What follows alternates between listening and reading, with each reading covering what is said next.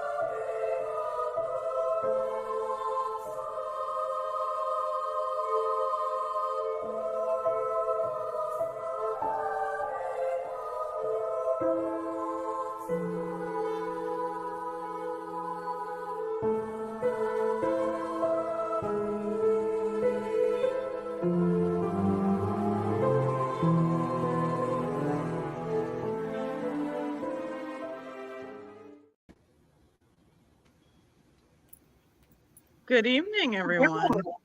Hello. Good evening, ladies. Super exciting. Super exciting. This is episode 2 of Paranormal Gems, book 2 of the vampire series we're reading. And take it away, Sapphire. Well, I wasn't very interested in this one. To me, it's very much put together. I liked the Nick version when they were writing his portions of it. To me, I felt like Leah, is her name right? Leah? Yeah. Mm-hmm.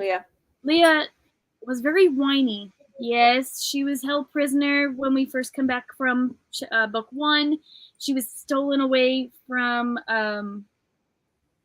Nicholas. She was Nicholas. She was stolen by Francois.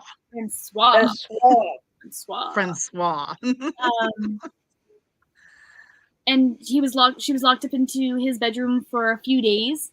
And the whole time Nick is searching, and Nick understands exactly what happened and where it happened. I don't know. I just couldn't get into this one. Not like I could with the first book. The first book seemed to draw you in a little bit more than this one did.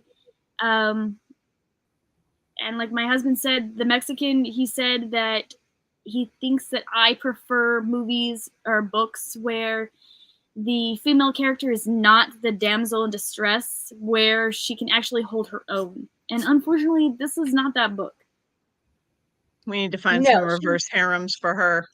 Yeah, she is definitely not a she can hold her own kind of girl in this book. And it is made very, very clear that she is a delicate flower. A delicate fucking flower, yeah. Mm-hmm. Like, they're always trying to protect her, and they're always surrounding her by other vampires, and, like, she's confined from, like, she goes from Francois's house, which is, you know, decrepit and decaying and just falling apart, back to Nick's house, which isn't much better because she doesn't get to go anywhere. But she does. We get introduced to Amy, who is badass. Amy is his sister, but the thing that you have to understand with vampires is he's a natural born vampire because he actually came out of his mother's womb, and he describes that. And Amy and Sebastian are made brothers and sisters. They were made into vampires, yeah. So he's the true blood prince. And which amazes me that, you know, vampires in this series can get pregnant because they're dead. Either that or his mother hadn't been turned yet. No, but see, when you get into the book, you find out that gets a little So, I mean, maybe. But it does tell us in the book that all those cliches and everything that you know about vampires are supposed to be tossed out the window. So everything that we know about Interview with a Vampire. He's in that fuzzy little man Peach. So everything we know about Interview with a Vampire or Queen of the Damned or 30-Day Night Vampire. Hey, okay, hold up. We are not going to be talking crap. No. About Queen of Vampires, Anne Rice. No. Bullshit alert. Bullshit alert. I love those movies. Great movies. No, the movie Queen of the Damned sucked. Don't even go there. It sucked. The books are great. The movie sucked. And the Queen of the Damned movie cannot even be considered a Anne Rice movie because she took her name off of that one. But I digress. Back to the book. So what I was saying is it's not the typical vampire thing that we know about. All the vampire stuff we know about, they can't walk in the daytime, they can die with holy water, they can they'll eat they'll suck blood and X, Y, and Z. And this one kind of takes those rules, puts them in a pail, and just tosses them out the window. I think that's what she was trying to go for, was something different than what we were used to with the whole vampire thing that we know as of stage now, right? But the book is, again, still set in Baton Rouge, Louisiana. There are times that they mention that they go to New Orleans, but it's mostly pertained into Louisiana. She's repeatedly stated that she is very delicate and very much a human in most of the book, to where they have to be careful and somebody has to guard her at all times. And that's where Amy comes in at. Amy, well, wait. Back up a little bit, because we haven't talked about that scene yet. So the reason why Amy shows up was for a different reason. So she gets saved. She gets kidnapped by Francis, and then Francois, and he goes and he's trying to woo her. He's trying to woo her to love him and woo her to. He's a psycho. He's a crazy psycho. Okay, but his end game is to get it up, to get her to give it up. That's what this whole book is about. It is. Like, he comes out of his father's mausoleum because apparently, just like in the underworld movies, they rest for whatever reason, and his father is like almost on his deathbed in the mausoleum. But he comes out of the mausoleum, and when he comes out through the portal into the garden, he is surrounded by the smell of decaying bodies because he has a bunch of women buried in his garden. Mm-hmm. He's a psycho. I never said he wasn't a psycho. He's very much John Wayne Gacy. Right. Well, it says in the book, in those first couple of chapters, it says that his family is plagued with madness. Yep. And it's one of the reasons why his father's in stasis, is because he's descended into madness and he can't rule because he's absolutely batshit crazy. And you can see through the way that Francois sees the house versus the way that the house actually is. And through the clothing that he makes her wear, it's all these like Victorian bloodstained dresses that belong to his mother. That he is just absolutely out of his damn mind. He is very much out of his mind. But they dwell on that a little bit too much, I think, to point out how much crazy he is. Yeah, we get he's crazy. But they made it to the point of understanding how crazy he is, because when you're first meeting him in the first book, they don't really touch base on how crazy he is. Not until the second book do you actually get into it, and not even really after the first chapter. You really have to read the prologue just to see how crazy he is. There's a lot of people that skip over the prologue and then just go straight into the book. But if you read that prologue, it tells you quite a bit of information about him and why he's so crazy and about his father and everything. But he is, yes, bad crazy. Bad crazy, not good crazy. It's the bad crazy. Yes?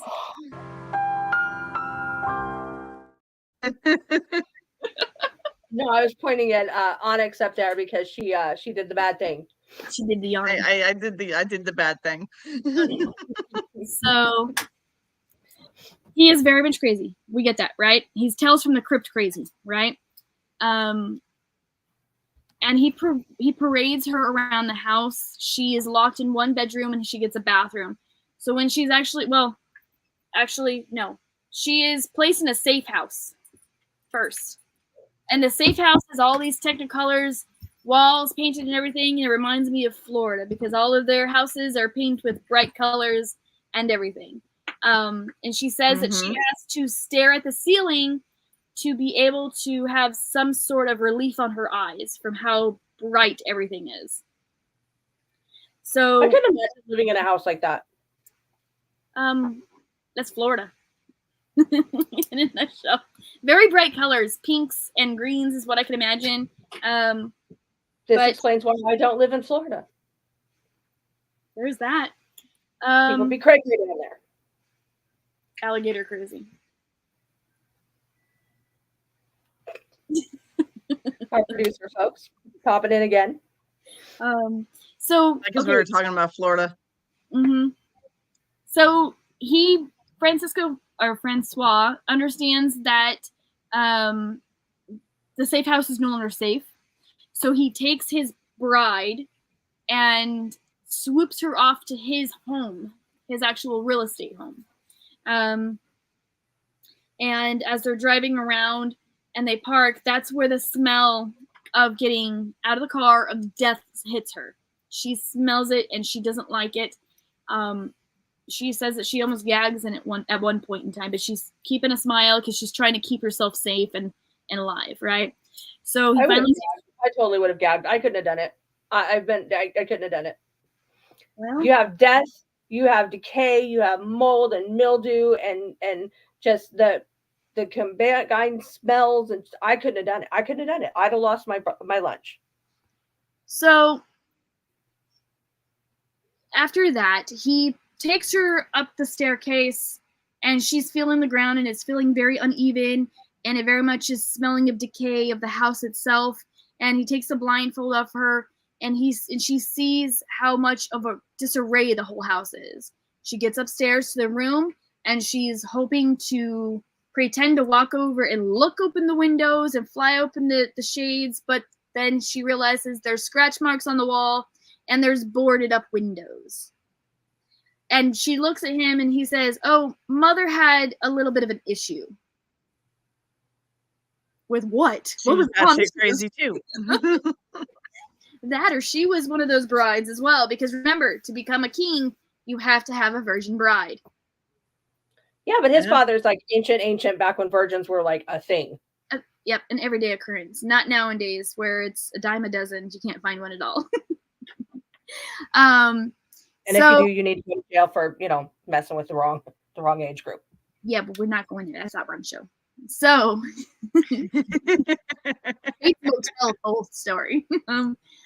So she's trying to play it cool. She's trying to play it where she can survive, and hopefully Nick will save her. She keeps saying that in her head that Nick's gonna save me, Nick's gonna save me, Nick's gonna save me. But she has no idea if Nick is gonna save her or not. That's where the whole damsel in distress comes from, and I can't take it. Yeah, she was very much a damsel in distress at that point. I didn't see, and you guys read it before I did, but I don't think that she came off as super whiny in that portion of the book. I mean, I'm looking at her situation. She has just found out that everything that goes bump in the night is real. She ran away to get away from one vampire and gets kidnapped by a crazy guy. She gets locked in this madhouse kind of colorful, just too much color. And then she's moved from there to a house that is decaying and reeks of death, where she's boarded in, and she's made to dress in these Victorian clothes with the blood all over it, and he is freaking psycho. Like at one point she wakes up and he is on top of her, and he's like, do you want me now? How about now? Do you want me now? Do you want me now? She's like, I'm never going to want you, but okay, I'm going to play nice. I don't see her as being whiny at that point. I really see her as trying to survive a psychotic killer. Okay, in that, I can give you that portion. That portion, she's not as whiny as she is in the rest of the book. So, after that, hey Dee, after that, she plays nice and everything. And while this is all going on, Nick has a plan in his background. Nick goes and talks to Kyle. We find out he's a badass soldier man. Then he pulls up Jason, which is his bodyguard that we know from book 1. Then he pulls up Sebastian. Yes, the only person he's ever created. The only one, he said. And then Sebastian. Sebastian is the crazy brother. Why? Like, no, Sebastian came and offered his services. He apologized. I know, but he says in his book, on the plane, on the way to New Orleans, he tells his mother, I have people that I trust with me. And then he's like, oh, I just realized I really do trust Sebastian. Meh, kind of. As far as he can throw him, I think. It's just to serve a purpose. He's a vampire. He can throw him pretty far. Come on, Jen. Speech, man. It's a figure of speech. So, and he does trusting Sebastian in this book. He ends up trusting him in this book. So his plan is to go to New Orleans and hide out for a little bit in a safe house. But he just wants to rush in there guns ho and everything and save the day and be like, I am your knight in shining armor. But Kyle, who is the strategic person, says, no, we need to have a plan. And he pulls in this guy named Templeton. Temple? Why do I say Templeton? Temple. Yeah, Temple. So his name is Temple. He pulls him in, and he works for Francis. And Francois. I'm just going to say it wrong all the time. You know this. Francois. And the thing is that Temple was turned without his permission. Francois has no problem turning people without their permissions. Because he cray. Well, yes, but he's also a vampire. So, I mean, they probably kind of go hands in hands a little bit. All the iron in your body is probably not that good for you. But I loved the witch that they bring in. Because in the first book, she meets the witch. And then in this book, they bring her in because she's the one that can get them into where they need to be and stuff. And that witch is like... So actually, she plants herself in. Because in the very first book, she's the one that draws in Leah and saves her in the shop. So she plants herself into it because she can foresee things.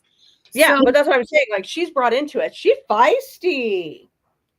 I love it. She is, and I loved the back and forth between her and Nick in this chapter that we're talking about when they're in the safe house with Temple and the guys, because she's like, if it wasn't for me and the amulet that I gave her, she'd already be dead, and he doesn't have a response. He's like, damn it, witch. And then she gives him the bracelet, and she's like, it's another jar of dirt scene. she's very much, she'd be dead by now if it wasn't for me. I should just be marrying her because, I can protect her better than you can. And that's a given theme in this whole book, is that he has to rely on somebody else to protect her. And every time he does, she almost gets killed. Every single time. But even in his hands, she almost dies. Every time also. Okay, so... And he tries to tell her multiple times, like, if I turned you... And she's like, no. I don't want that. No, thank you. I don't want it. No. I want my humanity. No. So, Letty comes in because Temple brings her in because she knows things that a lot of people do not know, and she's a witch. And again, we find out that there's another layer to this cake that a lot of people don't know about. That there are things in this world that are are around when they're made up in stories. Those are just not stories any longer in this whole book series. The shame, the humanity. Cake. Cake. Right, layers. It's layers, donkey. It's a lie. Sorry, different game. So Letty comes in and basically flat out tells him, if it wasn't for me, she would be dead. I got this. You come to me and I'll tell you when to go into the portal. So what's going to happen now is the plan is that Temple works for Francois, and he knows the ins, outs, and whereabouts because Temple works at the house of Francois, not just at one of his restaurants. He works at the house. So he'll know when he leaves, and he knows how to get He works at the neutral zone. I think he works both locations because I thought he said that he knew when he left the house at all times and when he's at the neutral location. Yeah, because if he leaves the house, he's at the neutral zone. And if he's not at the neutral zone, he's at the house because of his bride. Look, I mean, he likes to be around dead bodies. He could be out in the graveyard right now and we don't even know it. So the one thing I want to make sure we don't gloss over here with the discussion with the witch, though, is that this is where we learn that his negligence towards their lord has gotten him into a shitstorm. Yeah. No, wait. That might be a little bit later. I think that's afterwards. She visits him in her office. That's later. Yeah. That's when later. she gives him the bracelet. Right. So she very much so. So Letty takes him on a stroll towards Francois' house. The thing is, old, right? She is old. She's just as old as they are, but her age shows on her body because she doesn't age as like they do. But they don't describe her as an old witch with a big old nose and warts all over her face. They just explain to her as a weathered old woman with long white hair and that is shriveled a little bit. So she's not like warts. We're not looking at the Wicked Witch of the West or anything like that. To me, she was more described as a voodoo priestess than a witch. To me, voodoo. Sorry. You do. We do. We do voodoo. Remind me of the New Orleans vibe. It is. And I love that atmosphere that this brings to the story. And I love that she's not like written as the normal Wicked Witch of the West. Yeah, she's not. She's very much just feisty and like, you need to know, like you're messing up. You need to fix this. And if it wasn't for me, your bride would already be dead. So like, come on, boys, let's do this. And you're gonna listen to me. Like 3 steps ahead. Nick gets very impatient with her because he said that I can just scoop you up and we can get you over there already. And she said, no, we have to give him time to get out of the house. While they're walking towards the mansion, this whole big old scene happens over in the mansion where Francois can no longer hold his hands to himself. Hands to himself. Let's say that. This is where he's like, do you want me now? How about now? Do you want me now? But he gets into her face and he starts grabbing her by her wrist and says, can I have it now? It's basically, can I have it now? And she said, no, you can't force yourself upon anybody like this. I'm not willing. She states it multiple times. I'm not willing.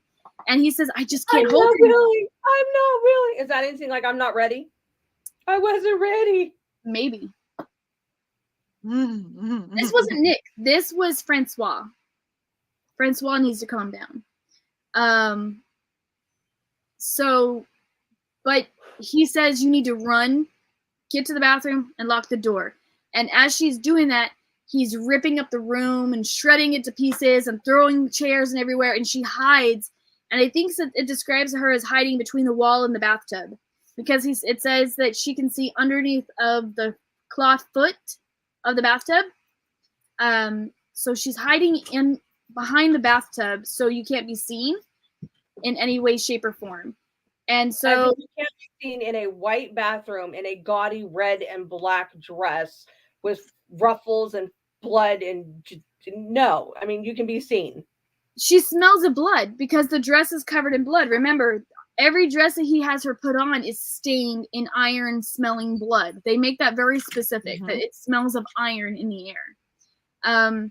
So she's hiding behind the bathtub, and he's ripping up the bedroom and everything, just ripping it up to shreds. So he goes, and I guess at some point he leaves, because it never says when he exits the house and when she comes out of the bathroom. Right? Throwing things is a great turn on. Yep. Yes, very much so. So it doesn't make that point clear as to when he actually leaves the bedroom. Just at some point in time, he leaves the bedroom because Nick and Letty, which is the witch, they're waiting for a phone call from Temple.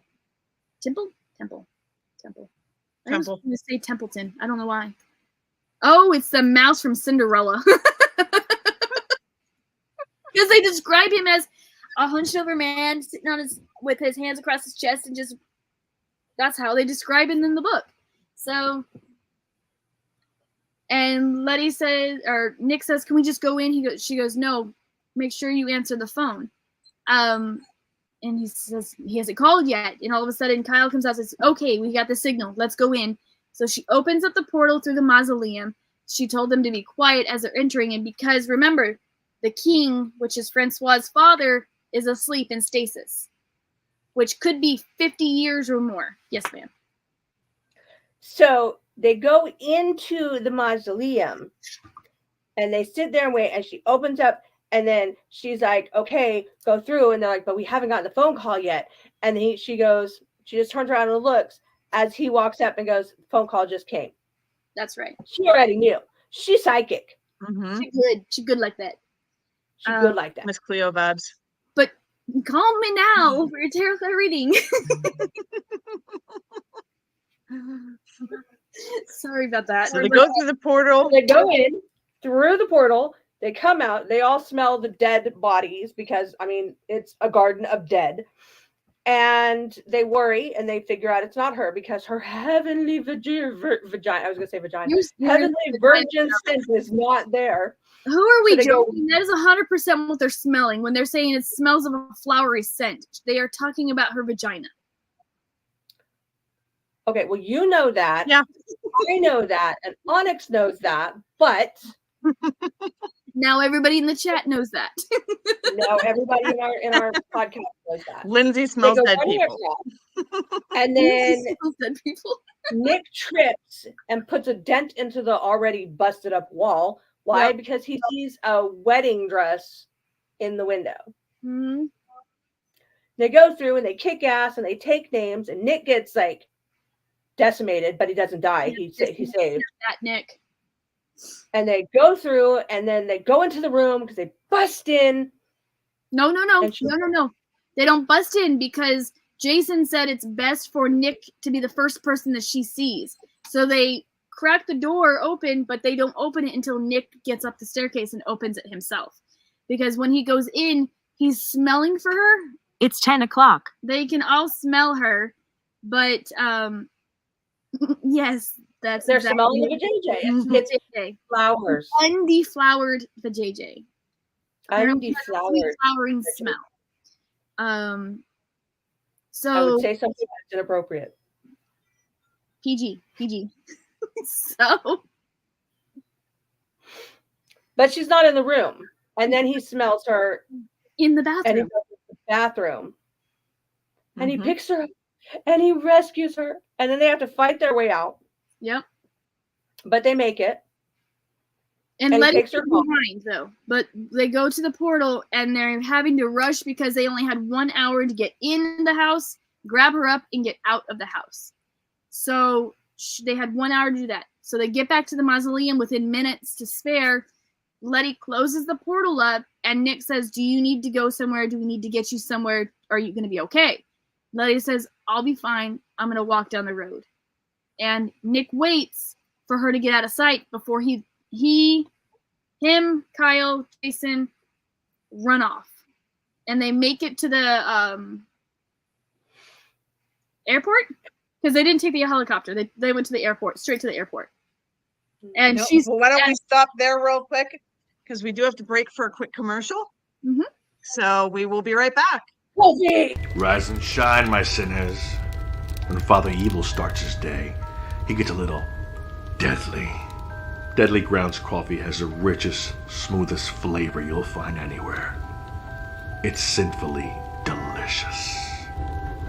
Once you go deadly, you never go back. Order yours at getdeadly.com. Coffee's so good, it's scary.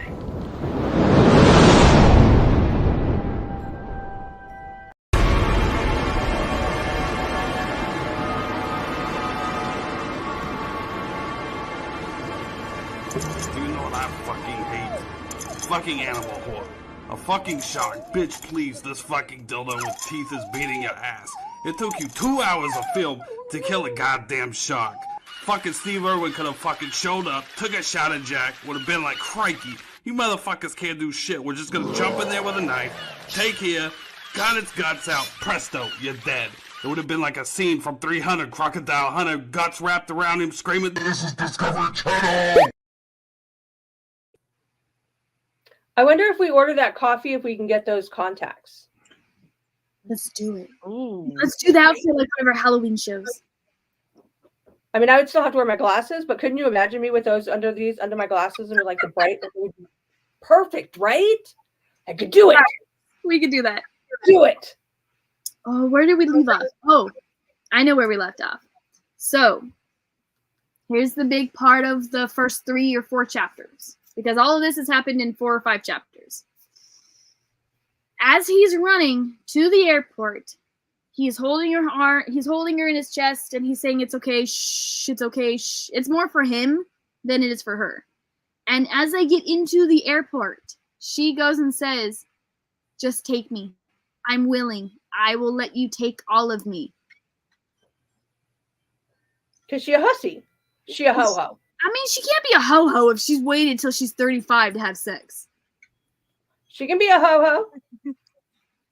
No, she just likes the ding-dongs. Dang-dangs. The little cakes with the white frosting on top, you know, the ding-dongs. Oh, she likes the question, that's for sure. Now, she is kind of a whiny-ish, and I mean, I do get it because of everything that she's been through, but she is kind of whiny-ish in the fact that when he gets her home, she will not leave her room, like the east wing or whatever. It's more of the Stockholm syndrome happened with her on that part, because she won't leave the room because she's scared that the boogeyman is out the front door. And technically speaking, he could have been, because Francois, you have to do that. Francois, you know, fancy. You do. You have to, you know. Because it's the whole, every time he talked to her, it's mon chéri and it's mon petit and everything like that. So Francois, he could be lurking behind the door, because now that Nick has stolen her back to his place, a war has started now. And his mom is very much against that and said, "You started this, you started it, you got to finish it yourself. You're not going to have any allies here." Well, I mean, that was more on the fact that he can't say my wife, my bride was stolen, my virgin bride was stolen, because if he does, then he's going to look like a weak king.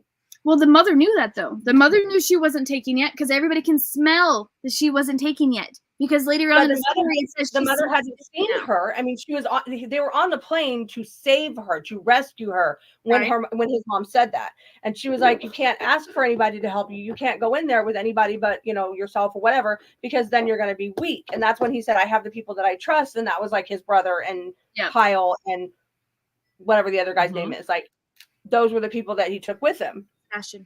But you can't be weak as a king, especially not a vampire king. Which there's many times that he looks so weak in this book. This is so weak. It really is. So really, he stays in her room for a week, and they finally do the whoopee, right? And under a fig tree. Oh no, so they don't do the whoopee when she's in the room. So he says you need to get out and you need to go for a walk. So they actually get dressed and they go for a walk. And he's showing her the grounds and he shows her this big tree, and all of a sudden, the next thing you know, he's on the ground. Because eating her a fig is apparently just so sexy. Apparently. Like, she loses her virginity and he bites her. At the same time. And that's a big no-no, come to find out when you're reading the lore. It's a big no-no. Yep, because if he read the lore, he would have known that she is now a thrall, or can turn into a thrall, which is kind of like what's his name in the vampire books. She lusts after being bitten by the blood. Right. Yeah. So she lusts after the blood, and she can die from it. She can turn into a Renfield.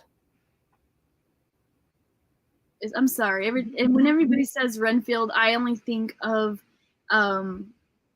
Dead and what is it? Dead and Loving It, the one with Mel Brooks with vampire. Mm-hmm.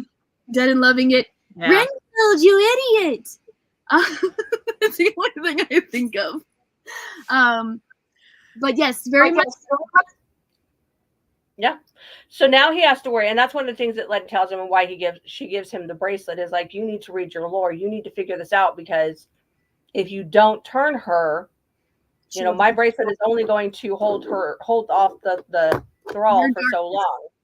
Like, if you don't turn her, all hell's gonna break loose. Right. So Letty shows up at the casino because Nick had to go and take some settling of something. So she shows up, and he's like, "What are you doing here? How did you get in here without me knowing?" And she passes. Witch. Well, yes, but he doesn't put two and two together at that time. He's special. So he says, "What are you doing in here?" And she's like, "Well, I'm here to save." No. Apparently, my pendant was not strong enough to keep her from your gravitational pull, basically. So she explains to him that if he does not turn her, then she will die. She will be attracted to his shadow because the bite will just engulf her in lust. And if he doesn't turn her fast enough, she's going to be dead soon anyways. So at this point in time, we have, if he doesn't turn her, she's going to be lustful over the bite. Then we have Francois trying to kill her because he wants, or not kill her, kill Nick because he wants her to be his. Everybody, the world is out to get her at this point. She's Daphne from Scooby-Doo. Let's just face it. She falls into all the traps. She's cornered. She can't help herself. She's Daphne. It's true. So the one thing that I do want to point out, though, is in this back and forth between Nick and Letty at the casino, where she's telling him, you know, you gotta read your lore, go back and read the old stories. She says to him, "Only the worthy deserve a true mate, Your Majesty. Keep her out of the shadows." And so it's kind of a double meaning sentence, because she's not only talking about keeping her like out of the physical shadows, like actually turning her and making her what she should be, but also I think there's a little bit of a hint to what the thrall looks like when it actually hits a human and what it turns them into. You know, it kind of turns them into a shadow of themselves, where they're just following these vampires around, drooling because it's all they want. So the way they described it reminds me of the vampires from Blade 2, where his mouth opens up and he just goes after the other vampires. Yeah. You're welcome. It's very much a horror book. That's me. But I think it's awesome that at the same time that Letty is in there, and Amy has already been introduced at this point, but at the same time that Letty is in the office talking to the king, Nick, Amy decides that they have to go up to the attic with all the spiders, which she's a vampire. I don't understand why that creeps her out, but whatever, and find his gray book, which is about the lore. Well, so we haven't been introduced to Amy yet, so now we can introduce Amy. Amy's already been introduced because he doesn't leave the house without her. No, so Amy gets introduced when she comes back from. Oh, you're right. So we basically skipped. Yeah, my apologies, Emerald. I apologize. So she gets introduced before Nick goes to the casino. Yeah, because he will not leave her in the house alone. Because at first he was having Jason hover around her for a while, and then out of nowhere, Amy gets introduced. Because she can hold her own and she can be a force for reckoning. So there's a lot more. Kind of reminds me of like a kick-ass college girl. Like she's fun and she wants to have, wants to drink and wants to hang out and party and just relax. But if you piss her off, she will rip your head off. Literally. Yeah, and she does actually. So we've only got 15 more minutes. So we need to jump into the bigger parts because we've spent too much time on how much we don't like Francois. So moving on, the next big thing that happens is that Amy decides that after watching all the movies in Nick's house, reading all the books in Nick's house, playing through everything, going through everything, after they find the book, she says to Nick that, she needs to get out. They both need to get out. She can't just be kept here as a prisoner. So Nick finally gives in. Come to find out, Nick owns the boutique, the casino, and a nightclub. And so he goes into the nightclub. Or he says, yes, they can go to the nightclub. And Nick goes there as well, but he's upstairs counting the books. So Amy and Leah are downstairs getting their drink on, their dance on, they're grooving and moving. And Amy says that she needs another drink because vampires don't get drunk, but people do. So, and Leia being human, she has to use the facilities. So she had to go to the bathroom. Because there is a big scene before this. Now Nick takes her into the office with him, and a vampire goes crazy at La Petite Mort. Mm-hmm. Wait, we missed a step here. So he had taken her to the casino prior to this. Oh yeah. While he had her at the casino, one of Francois's vampires came in to the high roller room and just elicited a huge bloodbath, slaughtered a bunch of people. She's upstairs in the office with Nick. Nick leaves her with Valerie. Valerie is one of his henchmen.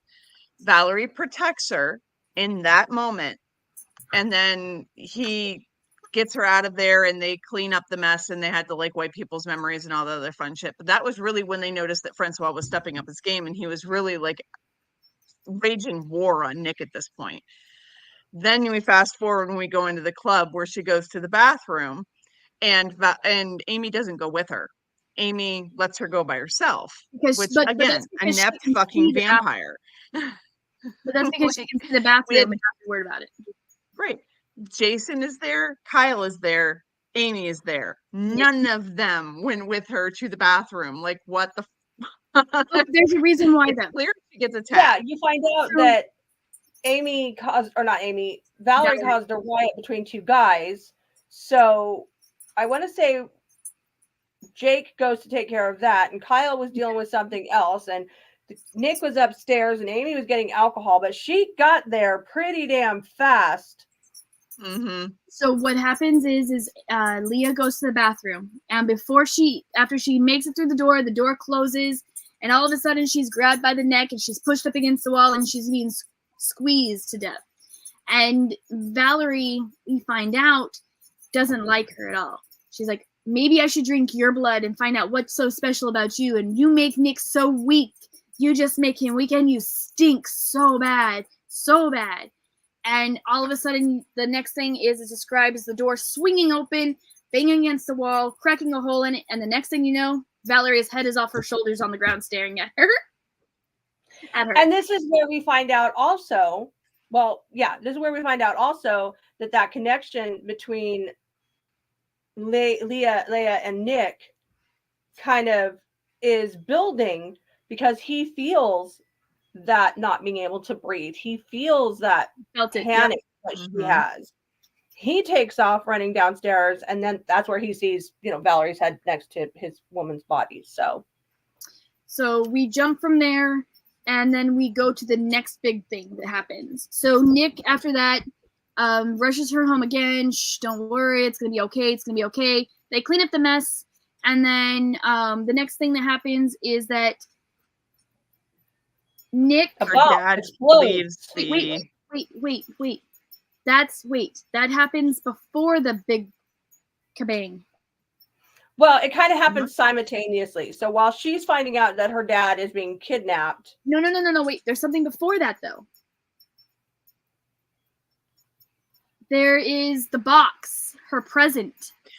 Oh, yeah, that's right. Letty's head gets delivered in a box. Leah gets a gift sent to the casino, and they're shocked of who knows you're here. Nobody knows you're here. What are you getting a gift for? And Leah pops up. Oh, you got me a gift? What's the gift? What's inside of it? Somebody sent me something?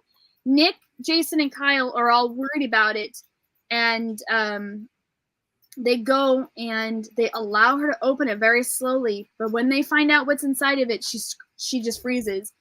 And Nick, they all can smell it because as soon as the top opens, they get the big odor of iron smelling in the air. Come to find out, Francois has ripped the head off of Letty and placed it into the box. And then they cut to the next scene, which would be they take her home vampire again. And then down in the casino, a man shows up. Sebastian and Nick are upstairs, and some sort of commotion's happening downstairs. And Nick goes upstairs to go down there, but Sebastian says, no, we need to get out of here now. Something's not right. A henchman of Francois shows up, and he's wearing a jacket, a heavy jacket in the middle of summer in Louisiana. That's not right. That's not okay. He opens it up, and there's a big bomb. So it explodes inside of the casino. And just as it explodes, Nick and Sebastian just make it outside. So when it explodes, they get pushed away. And it describes the whole side of Nick's face being covered with scratches, marks, cut up, all chewed up from the asphalt. It describes it as road rash. That's what it really is. It just eats his face and everything. And he says, I don't want to stay here and learn and explain why I'm starting to heal already. They go home.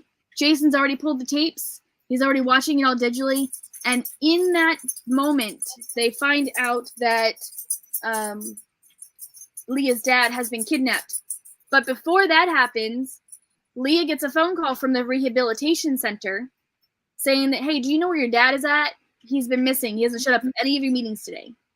So that kind of triggers off of everything. Then the first very large fight between Nick and Leah, because Leah's like, I'm going home. And he's like, no, you're not. Or I'm going to go find my dad. And he's like, no, you're not. And they start fighting. She does convince. I mean, she throws a 2-year-old temper tantrum. Like, she runs upstairs, slams every freaking door she possibly can, is screaming at the top of her lungs, like just completely and utterly frustrated. But Nick gives in and lets her help do the searching. And this is where the book becomes very Twilight reminiscent for me. And if y'all know the Twilight series, you know what I'm talking about. Because I never read it. Tell us what happened to Sparkly. This is where in the Twilight series, the vampire has to trust the werewolf to protect his love. Right. So Nick gets a hold of Connery. I don't understand this name, but that is his name, Connery. Gets a hold of Connery, who is the alpha of the wolf pack. And then they take her out to this itty-bitty little cabin where she has to sit while he goes to find Francois and get her father back. How did you say that lady's name in your head? Uvala? How did you say her name in your head? How? I just said Uvala. Or Uvala. my head just stopped trying to even pronounce it, and she said you. Yeah, I called her Uvalda. Yeah. But so it doesn't work because Francois brings his people to fight on the ground. They're not his people. They're called Franglings, Fledglings. Fledglings, because he just made them into vampires. So they're thirsty. They're thirsty. Well, yeah, but the way it explains is they're like undead. Yeah, they're new vampires. They haven't fed yet. Would that be undead? Maybe. I mean, yeah, because I guess everybody's well, no, because they're still breathing, heartbeats and everything. So does Nick. Yeah, that's what I'm saying. He's not technically undead. He's not the prince of undead because he's still technically never been dead yet. Semantics. Anywho. But of course, Leah, being the, how do I put this nicely, dumbass that she is, she decides that she can't stay out of the fight. She climbs out of a window to go find Francois because now she's into this. I'm going to be a badass and I'm going to kick his ass and he must die because he has my father. And so she goes out with Nick, though. Find him. She thinks that being her logic is that because we're strong with having sex time, I make him very powerful during sexy time. Let me go by him by his side while he's fighting all these monsters. I'll make him really strong then. That's her thought behind this all. Yeah, Daphne. That works out not well at all because then Francois is like, "Come to me, mon petit," and Nick is like, "Fuck you," and he's like, "Come to me, mon petit," and he's like, "I'm not letting my girl go," and he's like, "I got her daddy. You let her go. Come to me, or I kill her daddy." And then what happens? She went from Creole to ghetto in 2 seconds on your voice, just so you know this. Nobody said I was an actress. So you're right. So the interchange between both of them go back and forth a couple of times. And the whole time Leah's like, "No, just let me go. Just let me go. I can fix this. He'll listen to me. Let him go." And Nick is like, "No, idiot. It's not going to happen." So she kicks him in a soft spot. And she gets in the soft spot. And so he drops her because, he has to grab himself because she just kicked him in the soft spot. So he says, "Are you going to come with me?" And she says no. And he drops his fangs, his nails come out, and he rips the throat out of the father. And she is just in shock. And this is leading up to the end of the book. So Nick scoops her up and Amy comes by, scoops her up, and Amy runs her back to the house, and she sits on the couch, and she's just, "I could have fixed this. I need to fix this. I have lost my dad. I've saved him the whole time. I kept him from being dead and when he's drinking." So she goes on her own little tangent, but it's her fault because she started it all. None of this would have happened if she just let him turn her. Which she asks him in the end to turn her, and he says no because you don't want to do it out of love. You want to do it out of vengeance. And she says, "This one killed me. This one was just like, you're being a petulant little bitch." Well, I'll just have Sebastian do it. Oh yeah, the Sebastian is the brother where he cornered her in the kitchen in the first book, or no, upstairs in the attic in the first book, and he was real close to turning her, so he was hot and heavy. And this whole time in this whole book, he randomly walks up behind her and smells her hair, just like Silence of the Lambs going on here. The next thing I know, fava beans. It's the next thing coming out of his mouth. As if that gut punch wasn't enough, then she turns around and she goes, "And if Sebastian won't do it, I'm sure Francois will." Yeah, and if he won't do it, I can find other vampires that'll do it. And his heart is just breaking because with him, it's a true mate's bond. And she just doesn't care because she's so heart-stricken because she's now considering herself an orphan. And that is where we leave the book. Daphne has fallen into the ultimate trap. And now we have to read book 3 to find out what happens. Does she get turned? Does Francois turn her? Does she kill Francois? We don't know. I don't know. Some people know because they skipped to the end of the book, but we're not talking about that, are we now, Sapphire? No, I'm not going to talk about it, but I'll read it. I know you will. You have to. Okay, so we know that I don't like it. Emerald? I didn't think it was that bad. There were some parts in it that were a little dry, and I'm kind of just like, stop being a stupid bitch and just like get turned so you're not the weakling in the group, but whatever. So 1 out of 3 gems. What would you give it? I'd give it maybe 2. Okay. Ms. Onyx? It's the predictability for me again. The whole book, I knew what was going to happen next. Like it read like Scooby-Doo. a children's book. You could just you saw what was coming. And then the other thing that really irked me about it was they could have done the sex scenes so much better. They could have put so much more content into those and made them a little bit more connecting, as opposed to just like a fly-by-night thing that seemed to last 30 seconds. Like, I don't know about you, but that needs to be a longer thing for me. So I mean, for me, it's just barely hitting a 1.5.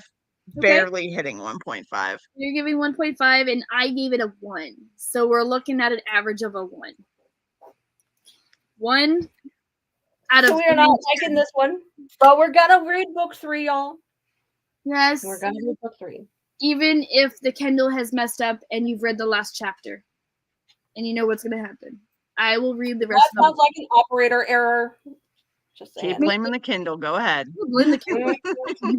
We know you got book 3 and skipped to the end to see what tomorrow happened. We Okay. have Chronic Sports at 9 Eastern, 8 Central. Then we have Buzzkill at 10 Eastern, 9 Central on Thursday. Mm-hmm. We have a new show coming out, and that is called Sound Injection. Mm-hmm. That one will be 10 Eastern, 9 Central time on Friday nights. I can't wait. We have Hellfire Lounge every other weekend, which I believe it is this weekend. Yep, it is this weekend, where you have who knows what host and hostesses are going to show up. Maybe Sapphire, maybe Onyx, maybe Mojo, maybe the Mexican, maybe Mike Slash, maybe Easy. We don't know. Maybe all of us will be there. Maybe all the Earl Gems will be there. Right? Maybe. That one is at 9 Eastern, 10 Central Standard Time on Saturday. And then, of course, you have on every other Tuesday. It's 8 Central. I hear you. It's 8 Central time. Emerald. The lounge is 8 Central Standard Time. Is it 8 Central and 9?